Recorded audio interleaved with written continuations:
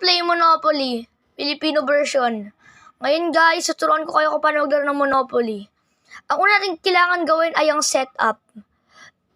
Ang Monopoly ay pwede laruin ng 2 to 8 players. At isa daw sa players ay ang banker, kung saan siya mag-manage ng pera ng bangko, pero manage rin ang pera niya ng sarili. Bawat player ay meron dalawang 5,000, dalawang 4 na 500, 6 na 600, 5 100, 5 50, at 5 10.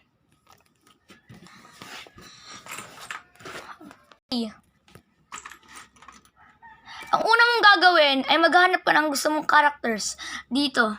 Sabihin natin nakahanap ka na. Ngayon naman, mag-roll kayo parehas ng dice. O sige, 6 nakuha ng isa. Yung isa naman nakakuha ng 5.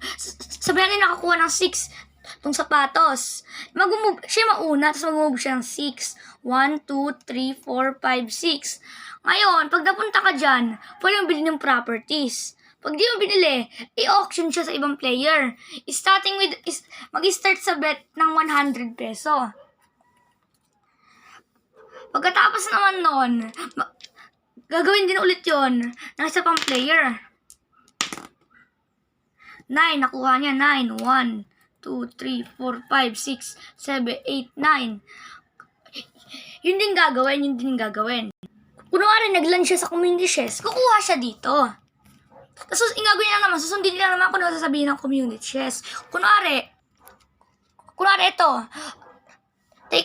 take a chance or pay a 100 fine. Mamimili lang kayo kung mag-take ng chance o 100 fine. Ganun din sa chance. Para manalo, dapat yung ibang player ay mabankrupt at ikaw ang huling buhay sa laro. Pagkatapos nun, pag nakompleto mo yung color set,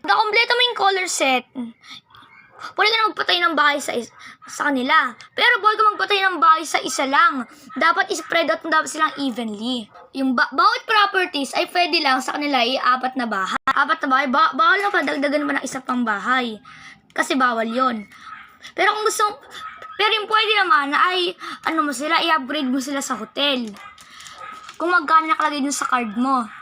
Pagkatapos yun lang naman lahat matuturo ko sa inyo guys sa basic tutorial natin ngayon. Please like and subscribe and share with friends na gusto rin maglaro ng Monopoly. And bye-bye. See ya.